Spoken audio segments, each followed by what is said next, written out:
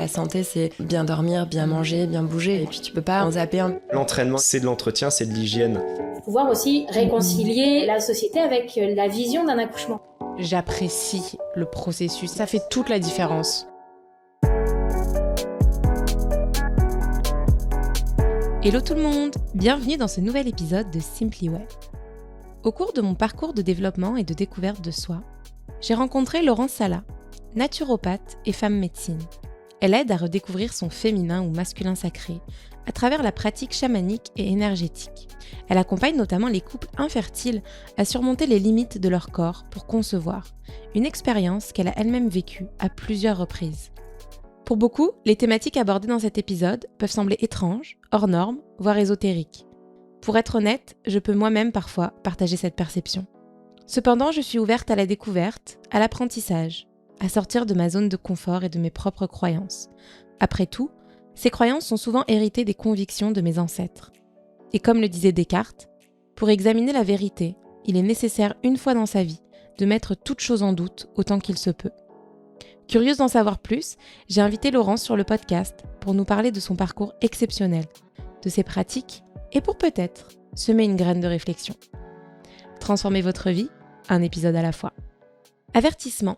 Dans cet épisode, nous abordons des sujets sensibles, comme les fausses couches, les accouchements traumatiques et le deuil parental. Si ces thématiques éveillent chez vous des réactions émotionnelles intenses, des souvenirs douloureux, n'hésitez pas à mettre en pause cet épisode ou à choisir de ne pas l'écouter. Hello tout le monde! Aujourd'hui, je suis ravie d'accueillir Laurence Sala, une personne assez incroyable qui va se présenter bientôt, qui va nous partager son expérience et surtout qui va donner des conseils, parler du féminin sacré, parler du chamanisme, de la femme sorcière. Et voilà, on va aborder un petit peu tous ces sujets-là ensemble. Salut Laurence. Salut Sharon, merci pour cette belle invitation. Je suis trop contente d'être là. Mais moi, je suis très contente de te recevoir. Je pense que tu as beaucoup de belles choses à partager, une très belle énergie et voilà, ton expérience est incroyable aussi. Donc, je pense que ça va en aider vraiment pas mal. Donc voilà, est-ce que tu veux te présenter rapidement, à nous parler de toi, nous raconter? Bon, déjà, je vais juste rappeler qu'on est une étoile dans la galaxie et que c'est ensemble qu'on forme la galaxie, d'accord? Parce que Super. enfin voilà, tu vois, j'ai une histoire incroyable, mais comme toi et comme plein d'autres femmes et plein d'autres hommes, puis ça, c'est C'est vrai. super important de remettre ça en perspective. Si ça peut ouvrir des portes, bah, tant mieux, on aura réussi notre mission.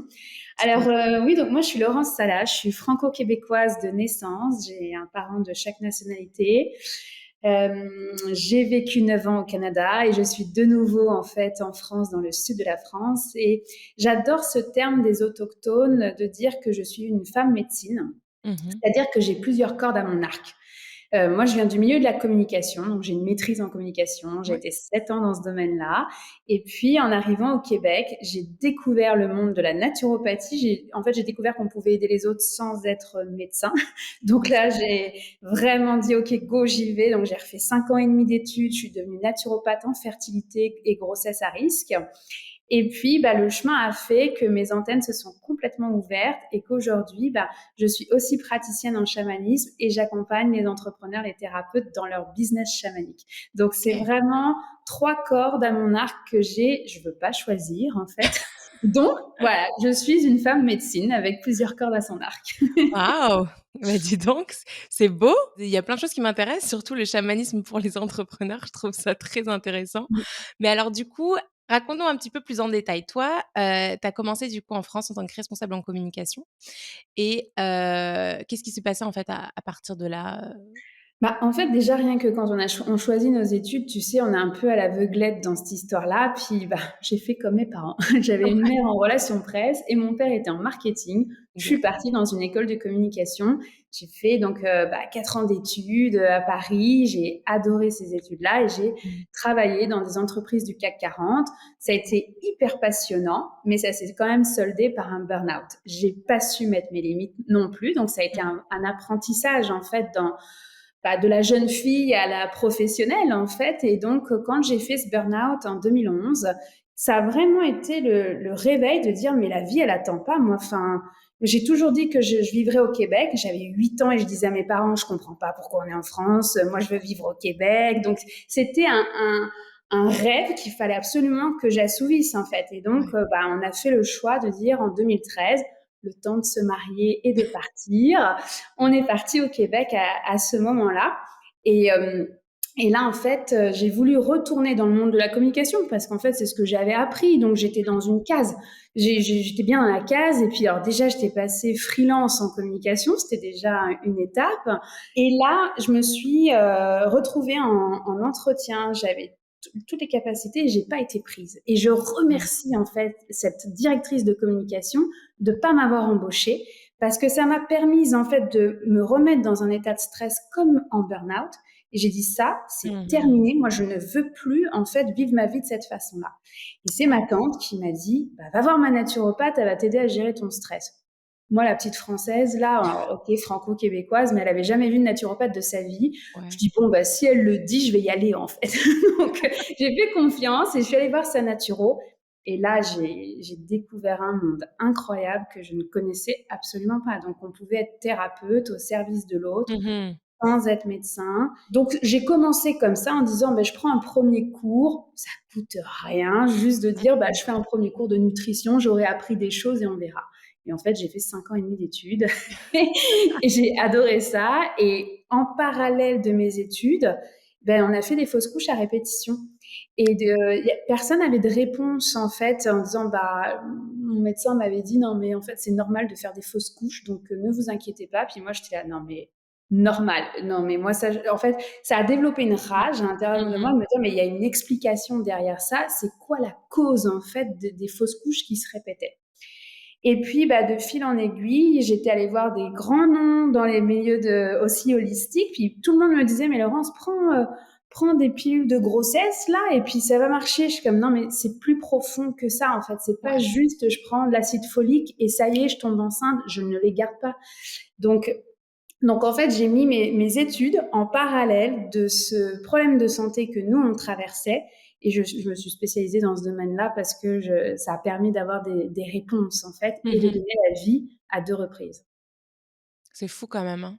Donc toi, tu t'es spécialisée dans la fertilité, la naturopathie fertilité pendant tes études? Ouais, en fait, j'ai commencé comme ça. J'ai travaillé chez Crudescence à Montréal. Et bref, je faisais des ateliers de cuisine saine là-bas. Et en fait, David Côté m'avait donné ma chance et j'avais pu commencer par donner des cours d'alimentation pour la fertilité et la grossesse. Et c'est comme ça, en fait, que mes premiers clients sont arrivés et de plus en plus, de fil en aiguille, j'ai eu des cas de plus en plus compliqués parce que la vie, moi, je suis convaincue qu'on attire ce qu'on est et que et ce qu'on est capable de gérer. donc ça, quand j'ai commencé, on était sur des cas de fertilité, j'ai envie de dire simple entre guillemets. Puis de fil en aiguille, en fait, j'ai travaillé avec des médecins, j'ai travaillé dans une clinique de fertilité à Montréal. J'ai été poussée jusqu'au bout, en fait, parce qu'en fait, médicalement parlant, je suis condamnée à ne pas être mère. Donc, quand mon fils est mort, en fait, fin 2016, après avoir donné naissance une première fois à ma grande, on m'a dit, en fait, vous pouvez pas être mère. Je dis, vous êtes gentil, mais je suis déjà mère. Donc, ça veut dire que j'ai réussi à contourner une mutation génétique. Donc, ça veut dire qu'il y a une autre voie, en fait. Et en fait, je leur remercie mon fils d'avoir... ça a été extrêmement dur, évidemment, mais il m'a apporté cette réponse, en fait, médicale. Et j'ai redonné naissance une autre fois, en fait, à ma deuxième fille après ça, parce que c'était comment je contourne ma génétique, parce qu'on ne change pas une génétique, hein, on deal avec. Par contre, l'épigénétique, ça, par contre, on peut y aller. Et la naturopathie est reine dans ce domaine-là pour contourner, en fait, ce qu'on avait pu me dire, en fait, ou les croyances qu'on avait pu me mettre dans la tête. Madame, c'est terminé. Non, c'est pas terminé. J'ai déjà réussi à donner naissance, donc je vais y arriver une autre fois. Et la preuve, c'est qu'à chaque fois que mes clients arrivaient dans mon bureau, je suis comme non, mais en fait, on se regarde droit dans les yeux là. On va y arriver là. Moi, c'est comme moi, je suis un petit souci de performance quand même là. Donc regarde quand même l'esprit marketing grosse entreprise. Oui, mais parce qu'en fait, pour moi, je pars du principe que tout est possible. Donc, si tout est possible, qu'est-ce qu'on peut faire qui n'a pas été fait jusqu'à maintenant? Je sais que souvent, en fertilité, on a tout essayé. Mais en fait, on n'a pas tout essayé. Il y a d'autres choses qu'on peut aller voir. Et c'est comme ça, en fait, que la naturo est arrivée à moi. Ouais. OK. Et du coup, est-ce que tu peux nous partager, en fait, rapidement ton processus justement, de passer de «l'infertilité» entre guillemets Mmh. à la fertilité, à réussir justement à avoir des enfants? Bah, en fait, j'ai eu une première fausse couche à 6 semaines, et là, en fait, j'étais en voyage dans ma famille maternelle, donc sur les terres de ma mère. Enfin, donc il y avait Mmh. vraiment un 1er symbole, hein, qui s'était Ouais. déjà mis en place. Et je me souviens, ça s'est passé dans le bus et en fait, innocemment, le lundi, je suis arrivée à la clinique, j'ai dit: «Bah, faites-moi une écho, OK, j'ai saigné, mais enfin, ça se trouve, ça marche». Tu vois? Ouais. Donc en fait, bah non, tu vis ta première fausse couche, elle te fait: «Ah, c'est ça une fausse couche. Ah d'accord, OK». Donc puis moi, je l'avais pas dit parce qu'on nous avait appris que, ben, les 3 premiers mois, tu dis jamais à personne que tu es Mmh. enceinte. Mmh. Et du coup, tu te retrouves toute seule avec ton conjoint à vivre enfin, tu vois, la douleur de ce que c'est une fausse couche. Ouais. C'est hyper violent.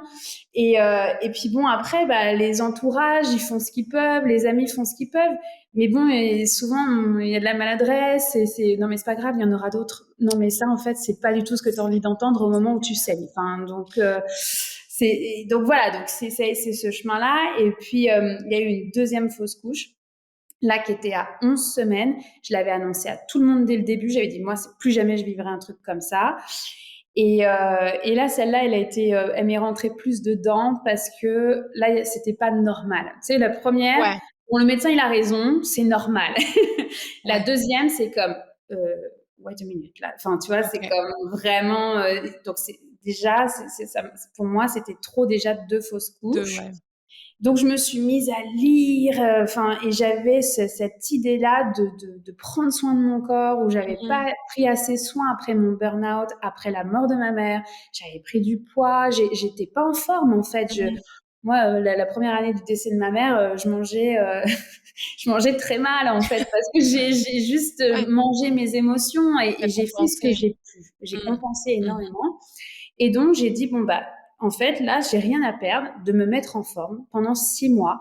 Je détoxifie mon corps à fond par le sport, par l'alimentation, par les suppléments. Et là, je suis tombée enceinte et Anna s'est accrochée. Anna s'est accrochée et j'ai eu une grossesse. Je pense que j'étais franchement avec des œillères parce que quand ma sœur est arrivée au Québec, m'a dit, oh, tu te rends compte, elle va t'appeler maman. Je suis maman. C'est comme, je sais pas où j'étais, tu vois, pendant cette période-là. Me Ouais. dire, bah non, mais non, pas du tout. On peut être mère sans sa mère. De toute façon, c'est mon chemin de vie. Tu vois, la Ouais. performance, quoi. Enfin, et en fait, là, ça m'a sauté à la figure. J'ai eu un accouchement traumatique. Et du coup, là, ça a commencé à réveiller, en fait, à l'intérieur de moi mais qui je suis, en fait. Mmh. Si je ne suis pas la maman d'Anna, si je ne suis pas maman tout court, qui je suis? Si on enlève toutes ces Ouais. étiquettes de française, québécoise, la com, la naturo, mais je suis qui en fait? Et là Mmh. a commencé un cheminement intérieur en parallèle en fait de guérison émotionnelle sur ce que j'avais vécu bah, depuis l'enfance, mais aussi parce que c'est passé par la douleur du corps, les fausses couches et l'accouchement traumatique. Moi, il a fallu que ça passe par le corps. Ouais, Ouais, pour que genre il y ait cette quête identitaire, genre vraiment ouais, de remettre en question et de se chercher. Heu exactement. et du coup, bah, par rapport aux fausses couches, je reviens dessus. Je voulais rebondir parce que tu disais un truc intéressant. Tu disais qu'on se retrouve seul avec son mari, on sait pas et tout. Puis nous, moi, j'ai pas fait de fausse couche pour mon petit garçon avant, mais je me rappelle avoir vu le test de grossesse positif et là être en mode: «OK, maintenant qu'est-ce qu'on fait?»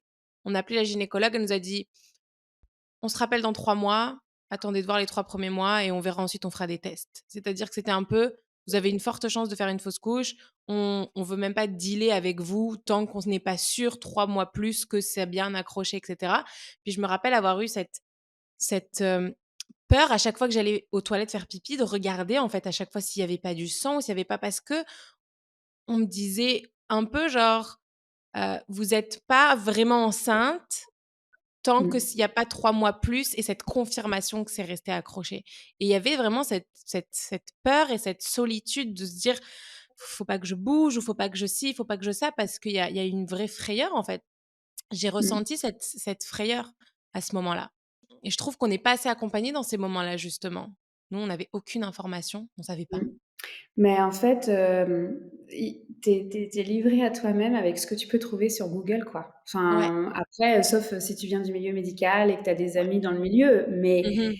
tu es seul face à toi-même dans un silence, un secret que tu dois pas Ouais, nommer, c'est alors vrai. qu'on est nombreuses à avoir vécu, en fait, des grossesses sans risque, d'autres des grossesses à Mmh. risque, des morts in utero et en fait, bah, je me dis: «C'est le chemin», mais si j'avais su, en fait, que ça existait, ces toiles de sororité, ces cercles de femmes, mais j'y Mmh. serais allée dès le parcours de la Mmh. fertilité parce que besoin d'entendre d'autres femmes aussi qui sont passées par ces inquiétudes, d'aller aux toilettes et de vérifier, en fait Ouais. et là, après, bon, bah, c'est sûr, moi, au total, j'ai eu 9 grossesses, donc tu sais, voilà, Waouh! c'est le parcours de vie que j'ai. J'ai eu 9 fois été enceinte, de jumeaux, et cetera et donc c'est un tu sais, cette peur, elle m'a jamais quittée finalement. Même quand j'étais enceinte et que j'ai donné la vie à mes 2 enfants, enfin à mes 2 enfants, à mes 2 Ouais. enfants vivants, Mmh. heu, il y avait pour moi une rage de dire: «Mais pourquoi être tout le temps dans cette peur-là?» Mais en même Ouais. temps, bah, tu fais ce que tu peux et du mieux que tu peux. Moi, Mmh. j'ai perdu Raphaël, il était à 5 mois de grossesse. Bah, la la grossesse de ma dernière fille, bah, j'ai pas respiré jusqu'à 5 mois de grossesse, en fait. Donc, mais tu fais ce que tu peux, en fait, Ouais. au travers de ça. Puis oui, j'avais des outils, oui, je suis allée en thérapie, et cetera. Mmh. Bien heureusement, tu vois que j'avais ce support-là. Mais c'est humain, en fait, aussi de dire, ben, j'ai le droit d'avoir peur. Tout à fait, ouais. Ouais. C'est forcément associé quand tu sais qu'il y a un risque. Tu ob Quand dès que tu sais qu'il y a ce risque-là, de fausse couche ou de perte, il y a la peur qui vient avec. Mais c'est ouais, c'est vraiment ce côté de pas forcément avoir le support système ou genre les Mmh. outils extérieurs, comme tu disais, le cercle des femmes et cetera, dans des moments où juste tu as peur, en fait. Puis on Hem, va juste remettre en contexte, c'est le chiffre officiel, c'est un couple sur 6 qui consulte en clinique de fertilité. ouais. Moi, je suis pas dans ces chiffres-là. Je n'ai Mmh. jamais consulté, je n'ai pas eu de parcours en clinique. Je suis tombée enceinte, donc j'ai pas fait d'insémination, de Mmh. fécondation in vitro. Donc et avec, la patientèle que j'ai enfin les clients que j'ai eus, parce qu'attention aux mots là, avec Ouais. les clients que j'ai eus, moi je me dis: «Mais en fait ce chiffre, il est complètement erroné. Il est pas juste».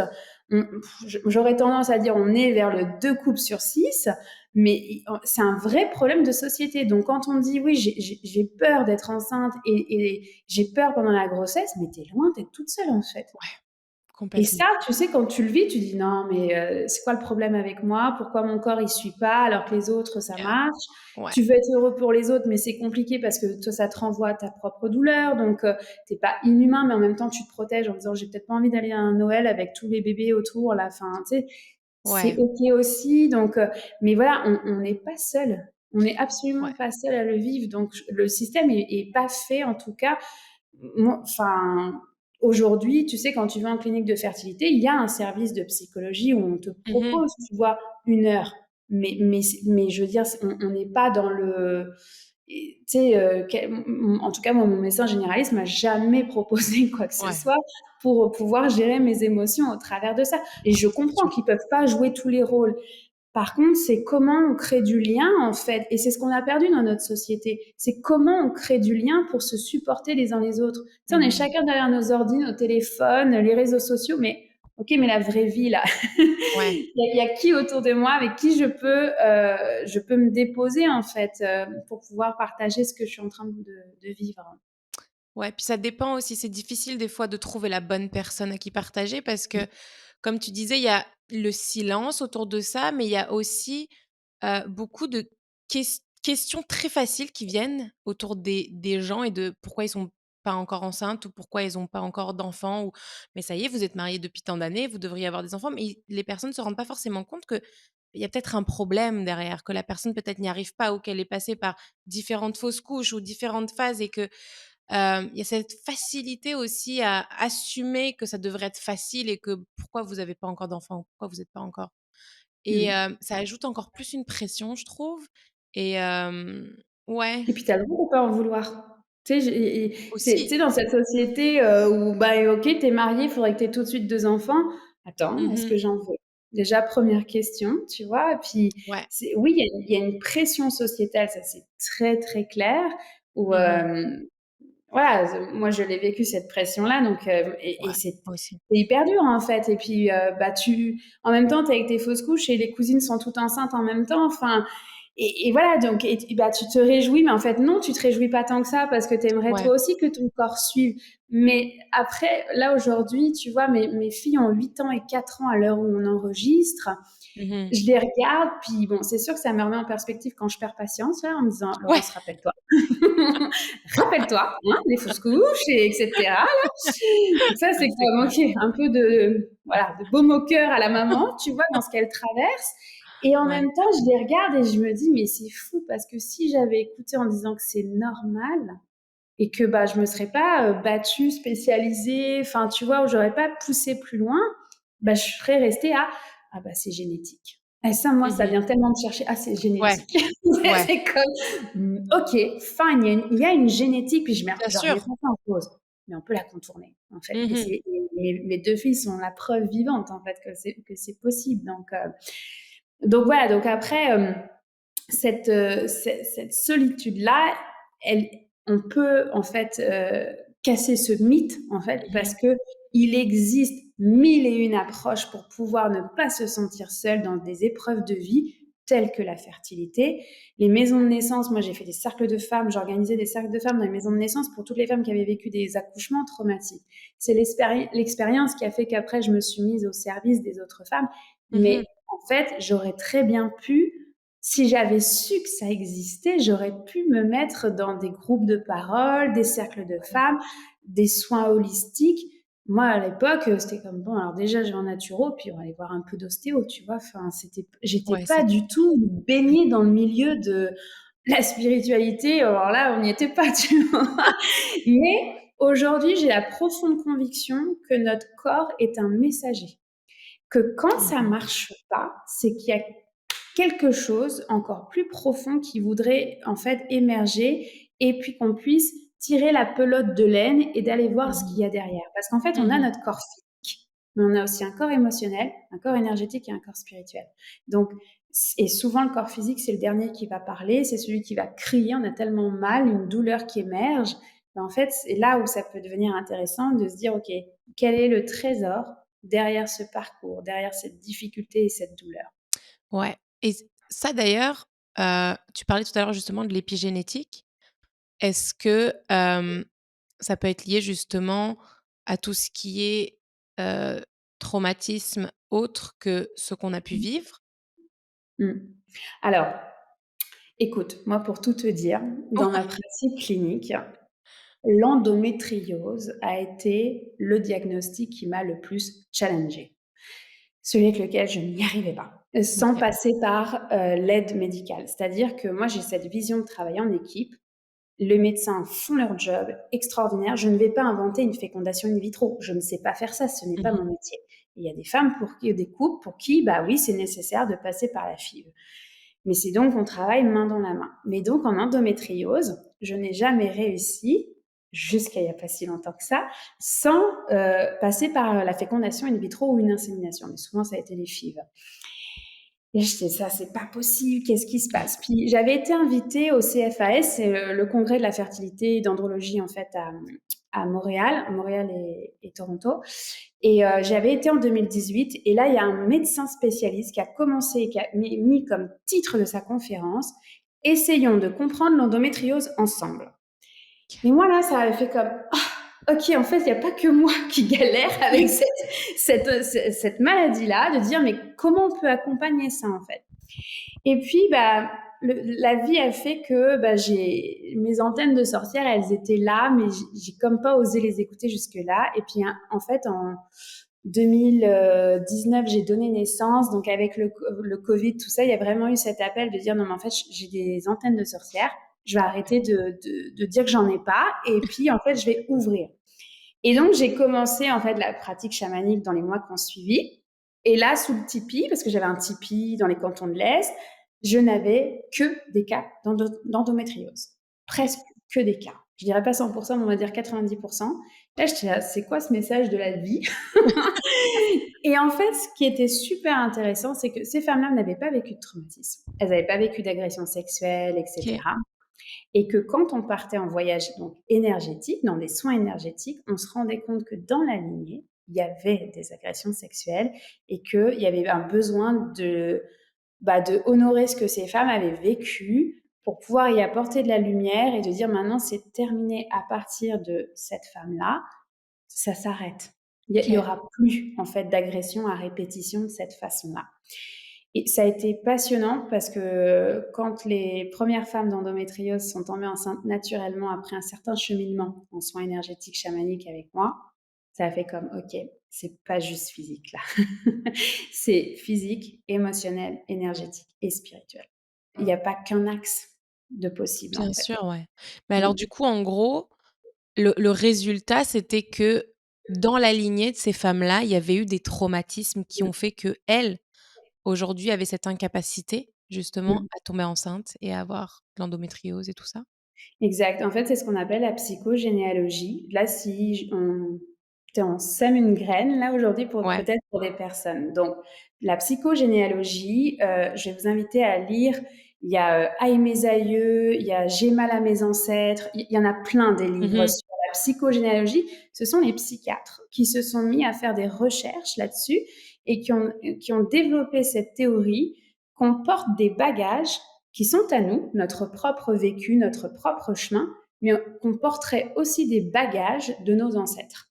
Mmh. Donc, c'est comme, moi je les vois comme des briques sur nos épaules, de qu'est-ce qui n'a pas été encore éclairé à travers le cheminement et qui a besoin d'être enlevé. Parce que selon certaines croyances, ces briques peuvent être enlevées pour toi, déjà, pour gagner en légèreté, te sentir mieux dans ta vie.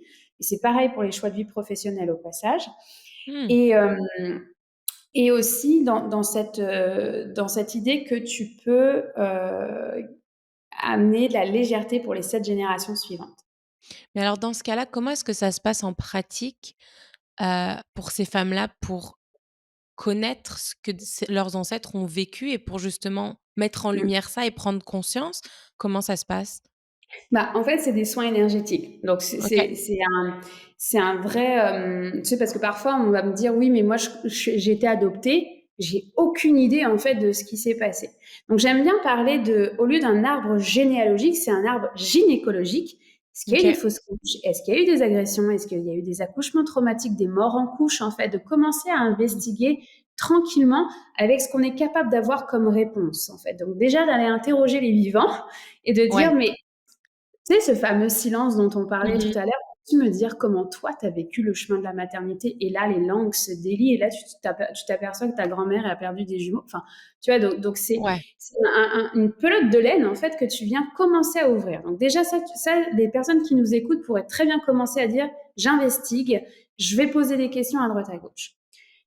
Vous n'avez pas accès à l'information parce que, histoire de famille, vous êtes coupé avec votre mère, ou ils sont tous morts et en fait, vous avez absolument pas idée. Dans ces cas-là, ça va être sur, des soins énergétiques où l'intention, en fait, va être de dire: «Moi, je veux pouvoir, devenir mère», par exemple, d'accord? Mmh.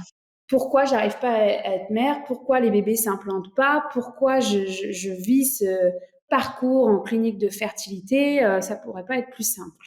Ouais. Bon, et ben, en fait, c'est moi, j'ouvre une roue de médecine, puis là, on va voyager avec l'âme, en fait, et on va aller voir qu'est-ce qui se joue, quel est le nœud qui est dans la lignée, en fait, dans cette ligne d'ancêtre, qu'est-ce qui a envie d'être mis à la conscience. Et en Mmh. fait, ce qui est intéressant, c'est que moi, je connais pas les parcours des ancêtres de ces personnes-là. Tu vois, je peux pas l'inventer. C'est comme un écran de cinéma. Mmh. Je vois des images, j'entends des sons, j'entends en fait des phrases, etc. Et puis, ben, on navigue à travers ça, puis on va aller guérir ça d'un point de vue énergétique et spirituel. Et j'ai eu des femmes comme ça qui m'ont dit: «Ah ouais, mais écoute, OK, fine, il y a eu des agressions dans ma famille, mais moi, j'en ai jamais entendu parler». OK. Je dis: «Bah, tu sais, si tu as envie d'ouvrir la conversation après avec, une tante ou peu importe à qui tu as accès, va voir, en fait, parce qu'effectivement, tu as pas la preuve tangible, en fait, que Ouais. ça s'est passé». Et ben, elles ont été très surprises d'en apprendre des vertes et des pas mûres sur les lignées en question et que c'était confirmé ce qu'on avait vu dans les soins énergétiques.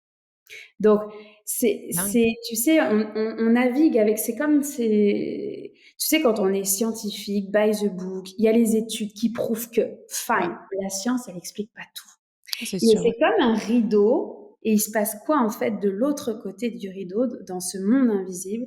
Et en fait, tu t'aperçois que on est tous des canaux de lumière et qu'on y a tous accès. Mmh. Et juste, est-ce qu'on a ouvert, en fait, ce canal-là pour dire, OK, je suis prête à entendre, même si j'ai pas de preuves. Mais ça peut paraître, hem, je sais pas si ésotérique c'est le bon mot, tu sais? Mmh. Mais est-ce que toi tu t'es déjà confronté à des personnes qui viennent te voir puis qui sont complètement fermées à ce genre de choses? Tu sais, à la pratique, à ta pratique à toi et à la façon dont tu fais les choses en fait dans, tu sais, sous le tipi et cetera. Est-ce que, heu, tu te confrontes justement des fois à cette non-croyance? Mmh. Bah, en fait, je te dirais le premier qui croit pas à tout ça, c'est mon mari. Tu vois? Non, mais comme quoi on peut être sorcière et être, Ouais, parce que, et by the book, dans la vraie vie, en fait, tu vois? Donc moi, j'ai toujours dit, j'ai un côté hyper scientifique, tu sais, j'en ai mangé de la biochimie, de l'immunologie, et cetera, ouais, et en même temps, bah, j'ai ouvert derrière le rideau et je peux pas faire semblant que j'ai pas vu ce qu'il y avait tu savais derrière pas, le ouais. rideau, tu Ouais, vois? Après, j'ai pas de clients qui viennent me confronter là-dessus, parce que je pars du principe qu'on peut pas être aimé par tout le monde. ouais. Donc je suis pas là pour sauver la planète, je suis Mmh. là pour ceux qui matchent avec mon énergie, qui disent: «OK, j'ai envie d'aller voir, j'ai envie d'en savoir plus», et on y va. Et très souvent, je me retrouve avec des femmes qui ont des maris hyper, by the book, enfin, tu vois, très cartésiens, et pourtant, enfin, l'ouverture, elle se fait aussi chez les hommes. Moi, j'ai organisé des cercles d'hommes dans le Tipeee. C'était extraordinaire, en fait, de Waouh. pouvoir aller toucher à ces hommes en émergence qui, eux aussi, ont des antennes. Mmh. Après, c'est le chemin de vie de chacun. Ça veut pas dire que mon chemin, il est mieux que quelqu'un d'autre. C'est pas le but. Mmh. C'est mon chemin. Je le vis comme ça. Et en fait, ça m'apporte tellement de joie et tellement d'amour dans mes différentes sphères de vie Mmh. que je peux pas revenir en arrière. C'est comme si j'allais éteindre une partie de moi. C'est pas possible. Ouais, tout à fait. Puis le fait que tu aides justement ces femmes à réussir à tomber enceinte, je veux dire, j'imagine qu'à un moment donné, soit le conjoint ou je sais pas, il doit y avoir quelque chose qui s'allume et se dire: «OK», parce qu'il y a entre guillemets «la preuve tangible», Mmh. que là où ça a échoué ailleurs avec d'autres systèmes, bah, là, ça a réussi. Ouais, et puis après, tu sais, les sceptico-sceptiques, il y en a dans tous les domaines. Enfin, je veux C'est clair. dire, dans l'écologie, il y en a qui vont te dire: «Bah non, il y a aucun problème, en fait, la Ouais, terre va très bien». ouais. Donc en fait, bah oui, il y a aussi des sceptico-sceptiques dans la spiritualité, et c'est OK. Et en fait, ce que moi j'adore, c'est que c'est pas relié à un culte. Tu vois, quand, Mmh. je préparais l'entrevue avec toi, je fais: «Ah Ouais. OK, je vais retourner voir la définition du féminin sacré». Je tombe sur Wikipédia qui dit, voilà, c'est des enseignements ésotériques en vue d'un culte. Je dis: «Mais on n'a rien compris là, c'est absolument pas ça, en fait». Ouais. Donc moi, c'est venu me déclencher. Je suis comme: «Mais en fait, il n'y a pas de religion». C'est ça qui est extraordinaire, en fait, Ouais. derrière ça. C'est que moi, j'ai des gens de confessions, mais complètement différentes, en fait. Tu sais, pour moi, c'est la vision de la tribu arc-en-ciel.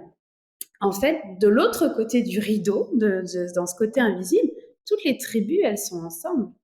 Il n'y a Mmh. pas de clivage, en fait, comme nous, on veut mettre des bonnes cases, des bonnes boîtes. Mais en fait, c'est ça qui est Ouais. extraordinaire pour moi, c'est que, ben, on arrive dans cet amour avec un grand A. Peu importe Mmh. la voie que tu as choisie.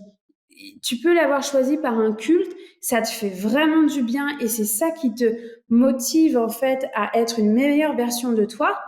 Mais magnifique. Il y a Exact. et moi, la voie que j'ai choisie, c'est celle du féminin sacré, du chamanisme, où il y a pas de religion, il y a pas de culte. Alors, ésotérique, bon, oui, fine, mais moi, c'est Ouais. comme ça glisse, en fait, parce que Ouais. j'ai tellement touché aux bénéfices tangibles et intangibles, en fait, du chamanisme, qu'aujourd'hui, ben, on est 3 sorcières à la maison, en fait. Donc, Ouais. bah, j'ai 2 petites sorcières et on dit souvent Mmh.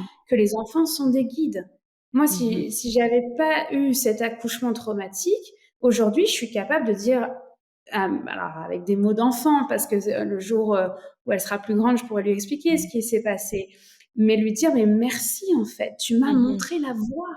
sans cette grossesse et cet accouchement tel qu'il s'est passé, bah, je serais pas la personne que je suis devenue aujourd'hui. Tu sais, j'ai mis 1 an et demi à m'en remettre de cet accouchement. 1 an et demi, donc Ouais. c'était tout sauf ce que je voulais. J'ai eu alors je voulais pas la péridurale. Donc déjà, je voulais accoucher à la maison parce qu'au Québec, c'est super légal, n'est-ce pas? Ouais. En fait, non, ça s'est pas passé comme ça. J'ai fait une prééclampsie, je suis partie à l'hôpital, j'ai eu la péridurale, j'ai eu une épisio. Et on m'a menacé de césarienne d'urgence. Enfin voilà, donc je suis passée à ça de la césarienne. Donc c'était tout sauf l'accouchement naturel en fait que je Ouais. voulais. Mais derrière ça, si j'avais pas vécu ça, j'aurais pas fait ce chemin du féminin sacré derrière en fait. Mmh. Mmh. Donc moi aujourd'hui, je suis capable de dire à ma fille mais merci. Ouais. Et est-ce que du coup, tu peux nous parler un petit peu plus du féminin sacré? Mmh. Alors, féminin sacré. Ouais, parce que c'est intéressant de revenir dans les termes de c'est Ouais, quoi ce féminin sacré, en quoi c'est tout à fait. sacré d'être féminin. Enfin, tu vois, Ouais. pour moi, non, mais c'est vrai parce que des fois on peut partir dans l'ego là, et en fait, le féminin sacré, c'est de revenir à toi qui tu es, simplement. Sans Mmh. aucune étiquette, sans ton boulot, sans ce que tu accomplis dans la vie, mais qui tu es et non pas ce que tu fais dans la vie. C'est Ouais. complètement différent comme, Mmh. comme chose. Et en fait, donc on part du principe que les hommes et les femmes ont 2 énergies, 2 polarités à l'intérieur d'eux, féminin et masculin. Mmh. Et donc les 2 sont sacrés au passage, hein. Il y a tout un masculin sacré dont on entend beaucoup moins parler que le féminin sacré. Intéressant. Ouais. Mais en fait, tu viens, bah, tirer encore une fois cette pelote de laine de dire: «Je pars d'un événement», donc en général, c'est des événements douloureux, OK. à pourquoi je l'ai vécu, comment je peux mettre du sens dessus, mais en fait, finalement, qui je suis. Et en fait, ce féminin sacré-là, il te permet de te ramener dans ton pouvoir que tu as souvent perdu, en fait, dans des événements. Tu vois, l'accouchement traumatique, j'ai perdu mon pouvoir. Donc, ça a été toute une reprise de pouvoir derrière, de dire, mais c'était juste, c'était moins juste sur certaines choses, mais je Ouais. reprends mon pouvoir aujourd'hui. Et ça, ce pouvoir, c'est pas pour dominer les uns ou les autres, c'est Mmh. pour être toi dans ta pleine force, en fait, dans cette confiance en toi. Si tu as confiance en toi dans la vie, bah, tu marches ton chemin, en fait, comme toi tu l'entends, tu te sens libre, tu culpabilises pas. Tu vois ce que je veux dire? Tu Ouais. sors, en fait, des croyances aussi que tes parents t'ont données, hein, par l'éducation que tu as reçue, les valeurs que Mmh. tu as reçues. Ça veut pas dire que c'est mauvais. C'est juste, est-ce que Mmh. ça te correspond à Ouais. 100%? T'en prends, t'en laisses. C'est parce que Ouais. la vie, elle est là, en fait. Donc, tu sais, aujourd'hui, en tant que maman, bah, je fais du mieux que je peux, mais souvent, je leur dis, bah, alors ça, c'est les croyances de maman, ça, c'est les croyances de papa, vous faites votre chemin. Et en fait, moi, mais c'est important de le nommer parce que Ouais. sinon, je veux pas faire du brainwashing, en fait. Ouais. C'est pas mon objectif du tout, en fait. Je veux que mes enfants Mmh. se sentent libres de dire, merci maman, mais franchement, ça m'intéresse pas, en fait. Donc, tu sais, bien une adolescence à un moment donné. Enfin, tu vois. Ouais. Donc pour moi, c'est comme elles font leur chemin à travers ça. Ouais. Et donc, pour ce féminin sacré, c'est une quête de soi. C'est une quête identitaire de qui je suis et comment je peux encore devenir une meilleure personne. Et ça, c'est OK. valable dans le féminin comme c'est valable dans le masculin. Mmh. Ouais. Et alors après, si je remonte un peu plus, tu vois, dans le féminin sacré, il y a toute cette sororité Mmh. de s'entraider entre femmes. Depuis la nuit des temps, on se réunissait en fait sous une tente entre femmes au moment où les menstruations coulaient. Donc en OK. fait, on se réunissait sous la tente et dans le symbolisme, on a dit voilà, bah, le sang a coloré la tente et c'est devenu une tente rouge.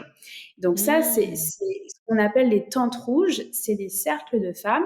D'ailleurs, c'est pas forcément pendant tes menstruations aujourd'hui, hein, on a évolué en 3000 ans quand même. Donc c'est tout se réapproprier en fait justement ce pouvoir personnel, cette confiance en soi que tu as, et tu peux le faire seul à travers des bouquins, des programmes en ligne, mais tu le fais aussi, pour moi, tu le fais dans la sororité. Tu sais, les hommes, c'est pareil, c'est dans la fraternité en fait, c'est entre hommes. Ouais. Qu'est-ce que toi t'as vécu? Comment tu l'as vécu toi de faire des fausses couches? Et les hommes, ils parlent jamais de ça. Ben, il y a C'est des vrai. retraites pour hommes en fait qui sont là pour les aider à reprendre leur pouvoir. Ben, c'est pareil pour les femmes.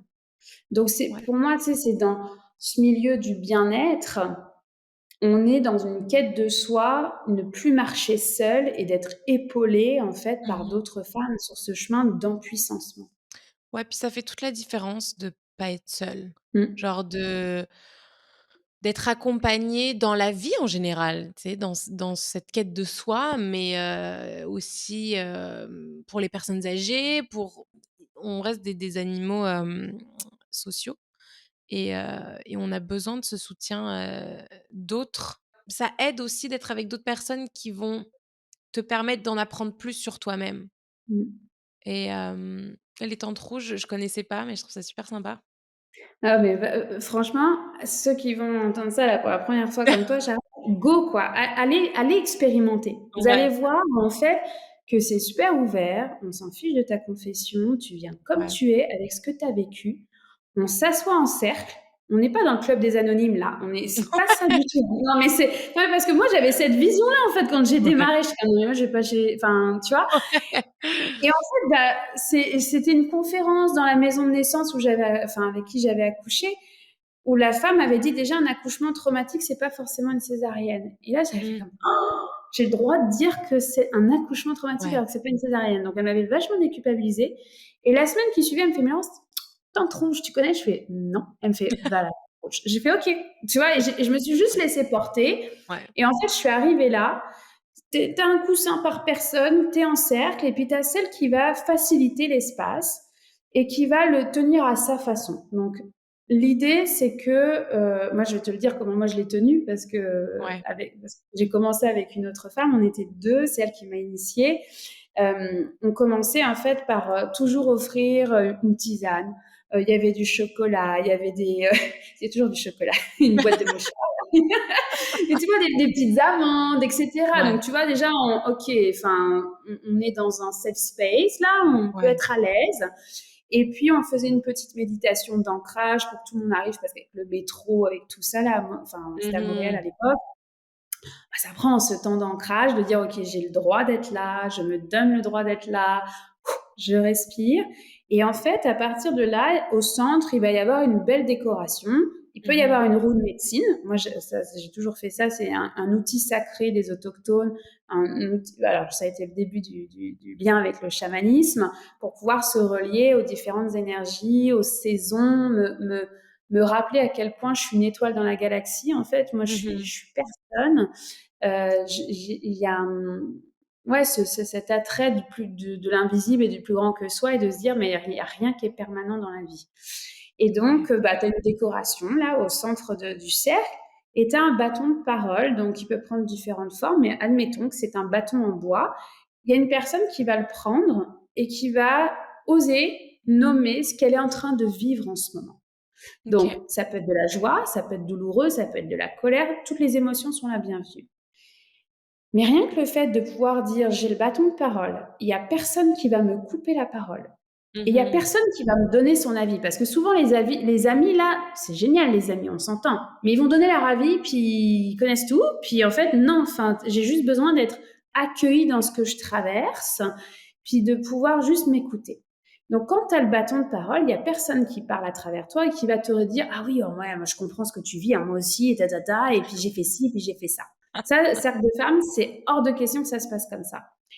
Et puis, quand la personne a déposé son bâton au centre, il y en a une autre qui va prendre le bâton et c'est tout. Et chacune son tour va déposer en fait et ça fait un bien, mais de folie, de juste pouvoir dire et j'ai pas besoin forcément d'aller chez la psy. Il y en a qui vont avoir besoin, puis ça va être important là. Je veux pas Mmh. minimiser du tout les psys, les coachs, mais les cercles, c'est un espace où tu peux venir te déposer avec ce trop plein aussi. Donc Ouais. on n'est pas dans de la thérapie dans les cercles. On est dans, je viens rencontrer d'autres femmes qui vivent elles aussi des épreuves, avec qui je peux connecter, matcher, peut-être même aller prendre un café par après. Mmh.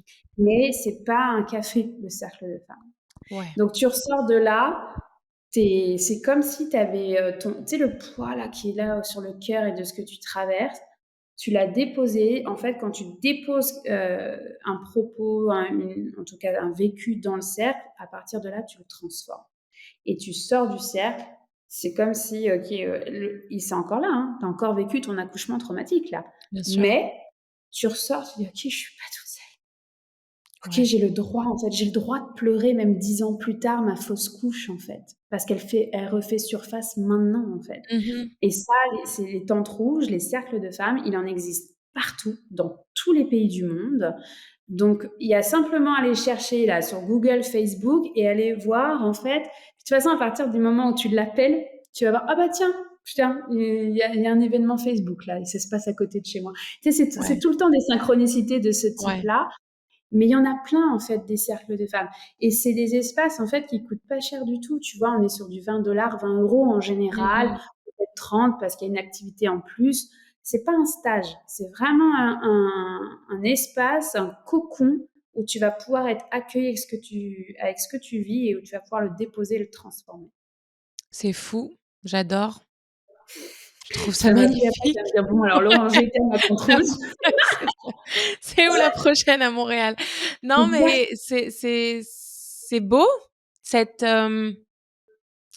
juste juste dire ce que tu as à dire, Hmm. puis c'est tout. On n'a pas l'habitude.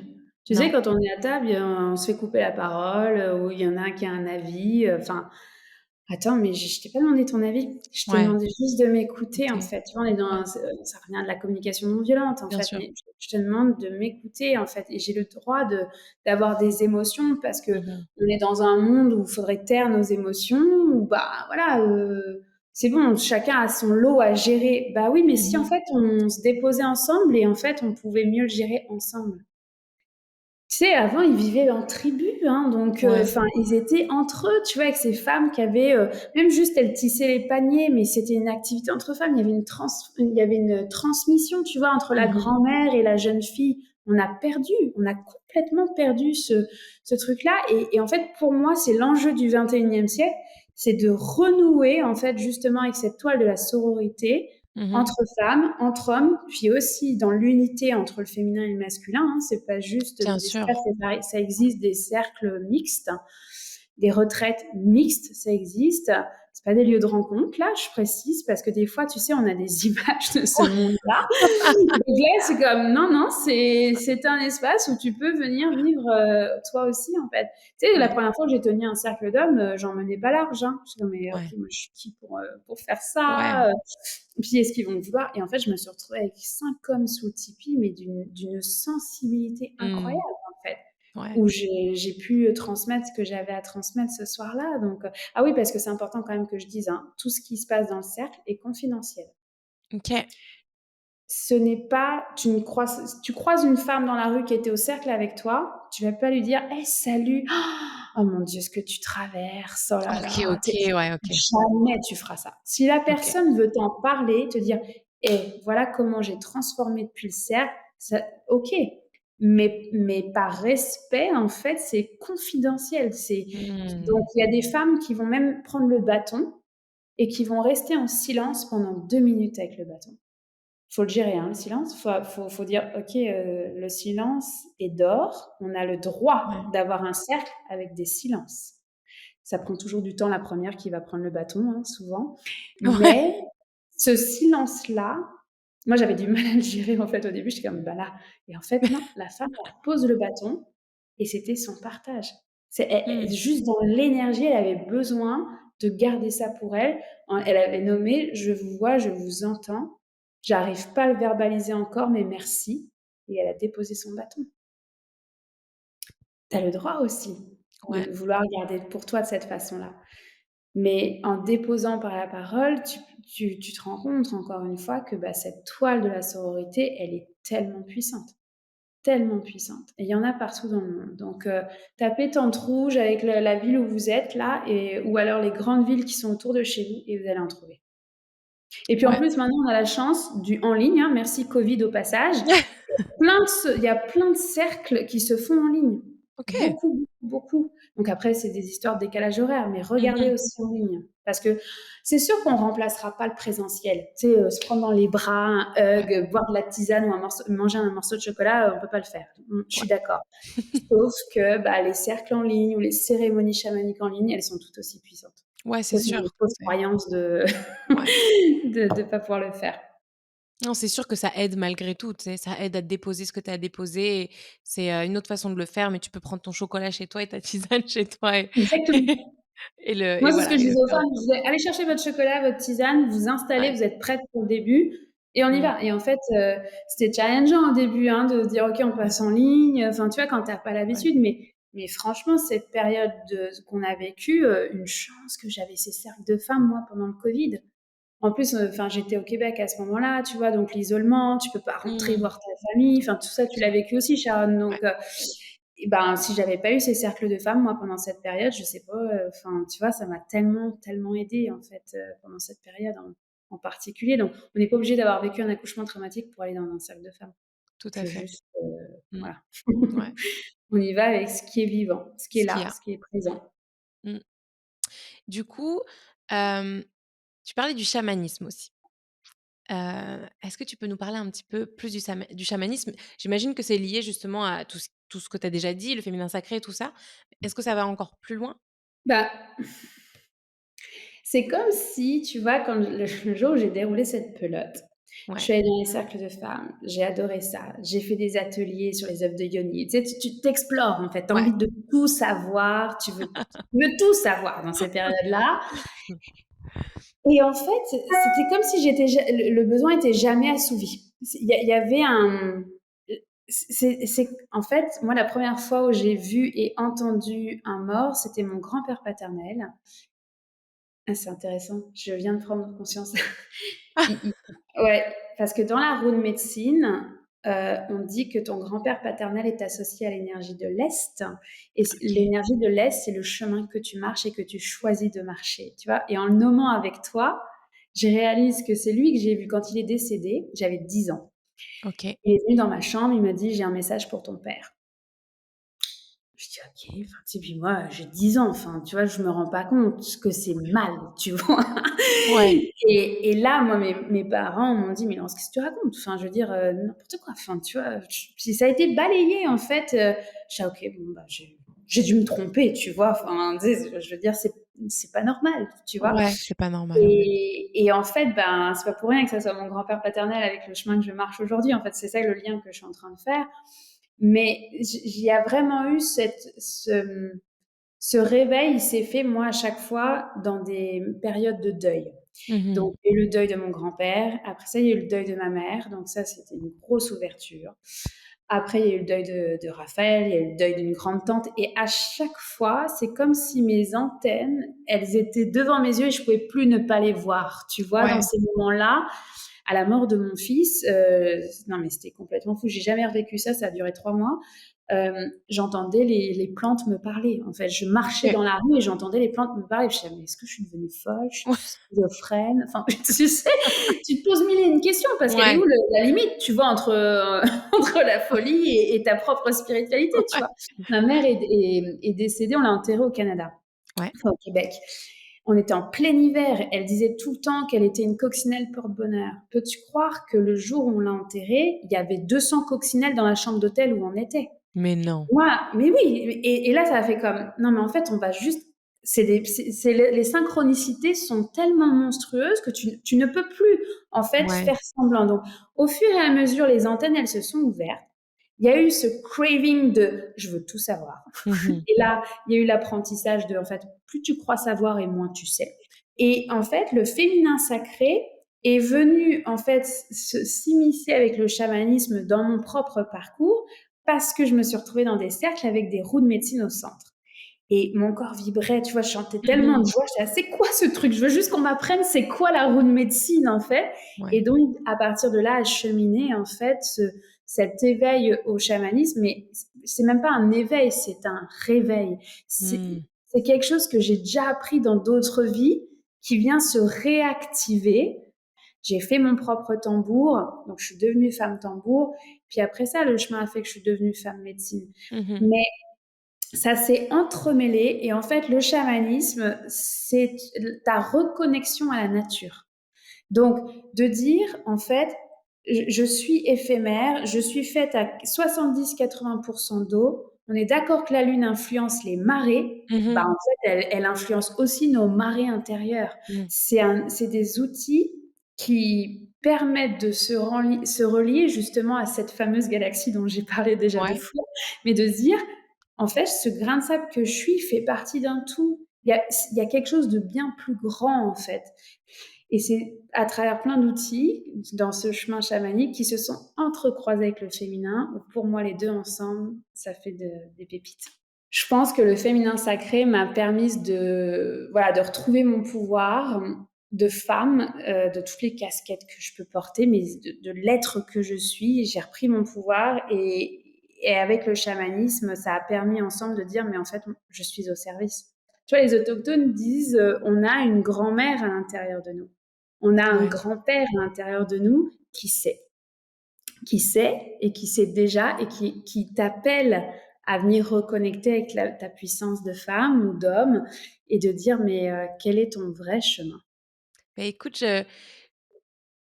j'ai envie de terminer là-dessus, Mmh. mais j'ai aussi envie de te demander quel serait à toi ton mot de la fin? Mmh. Bah, le mot qui monte tout de suite, c'est ouvre. Ouvre ton cœur, ouvre tes antennes, dis-toi que c'est possible. Je dis pas que c'est impossible. Tu sais, quand on est sur ce cheminement du bien-être, on commence à tester différentes thérapies, Ouais. différentes approches. Donc, tu es déjà dans le test parce que il y a pas mal de ces approches-là qui sont pas prouvables. Enfin, tu vois, si je prends juste la naturo, les plantes médicinales, elles sont pas toutes étudiées, hein, donc Yes. à part le millepertuis, tu vois. Enfin, Ouais. donc tu acceptes qu'il y a pas forcément de preuves. Ben, moi, j'ai envie de te dire aujourd'hui, continue, ouvre tes antennes, entrouvre le rideau, va voir. Va Ouais. voir, fais ton expérience parce que moi, je peux raconter mon expérience, mais c'est la mienne. Toi, ça sera différent, les auditeurs, ça sera différent en fait. Donc, il existe 1001 contenus gratuits franchement sur le web Ouais. aujourd'hui pour pouvoir aller expérimenter ça. D'ailleurs, je vais en profiter, allez voir ma chaîne YouTube. Ouais. Il y a des voyages chamaniques Tout à qui fait. sont gratuits, allez les tester. Vous Ouais. verrez en fait comment vous vous sentez à travers ça et à partir de là, c'est « Oh my God, ma grand-mère m'a parlé dans ce truc-là, comment ça se fait ?» Eh Ouais. ben, cherche pas la preuve, tu l'as entendu, puis ouvre et tu vas voir que de fil en aiguille, c'est des pépites d'or qui vont être sur ton chemin pour que tu puisses rayonner pleinement à ton plein potentiel, etc., quoi. Mmh. Super. Bah, d'ailleurs, je vais mettre toutes tes informations, Laurence, dans la description, YouTube et des épisodes de podcast sur Spotify et cetera. Comme ça, vous pouvez aller, voir, la chaîne YouTube de Laurence et ses réseaux et justement aller explorer tout ça. Je te remercie infiniment d'avoir partagé ton histoire et toute cette énergie que je prends et merci, merci beaucoup. Ben, merci Ouais. à toi de oser, en fait, tu vois, de pouvoir dire: «Bah, je donne le micro, on va entrouvrir ensemble de l'autre côté». Fait Ouais. que merci pour cette belle expérience, puis à très bientôt. Merci beaucoup Laurence. Merci à vous pour votre écoute. J'espère sincèrement que cet épisode vous aura ouvert l'esprit vers de nouveaux horizons. Si vous avez des questions spécifiques concernant la pratique de Laurence ou ce que vous avez entendu durant l'épisode, écrivez-nous sur nos réseaux sous le pseudo Bien-être Simple ou via l'adresse podcast@bien-être-simple.com. Selon les questions reçues, nous envisagerons peut-être de consacrer un autre épisode à ce sujet. Suivez-nous, aimez cet épisode et retrouvons-nous tout de suite sur Instagram. Je vous dis à la semaine prochaine pour continuer de transformer votre vie, un épisode à la fois.